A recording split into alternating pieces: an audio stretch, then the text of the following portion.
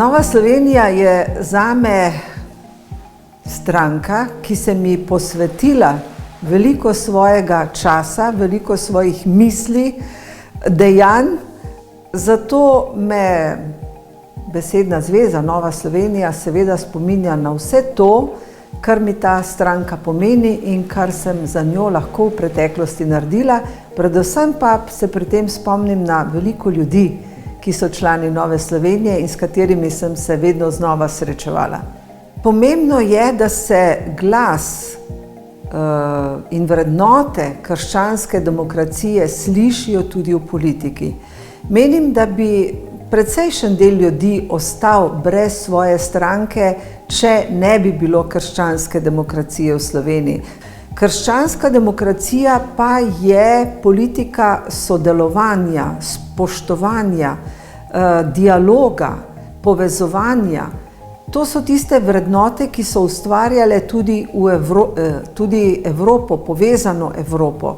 In to želim, da bi bile tudi v prihodnosti vrednote Nove Slovenije, torej da se znamo povezovati, da znamo iskati, kaj je tisto dobro, kaj je prav, kaj potrebuje Slovenija, kaj potrebujejo ljudje, kaj moramo mi kot politiki narediti in rešiti.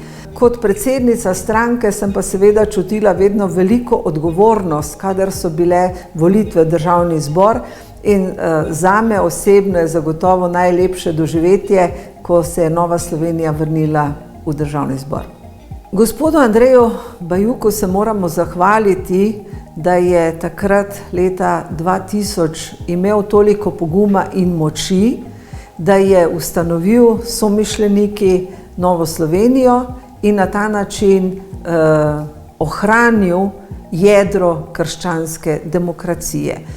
Ko je stranka v vladi, zagotovo lahko največ naredi.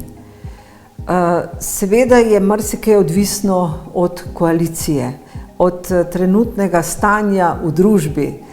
Takrat, ko sem bila sama članica vlade, smo imeli ravno največjo finančno krizo, ni bilo enostavno. Sedaj je kriza s pandemijo COVID-19, tako da aktualnim ministrom ni lahko.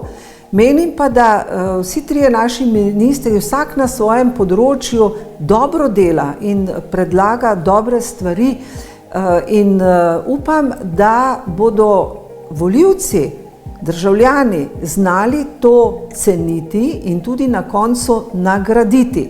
In želim si, da bi Nova Slovenija imela predznak kredibilne stranke, torej verodostojne stranke s krščanskimi demokrati, ki se ne grejo politikantstva, ampak so državotvorni in tisti, ki razmišljajo, ki delajo za reševanje problemov naših državljanov.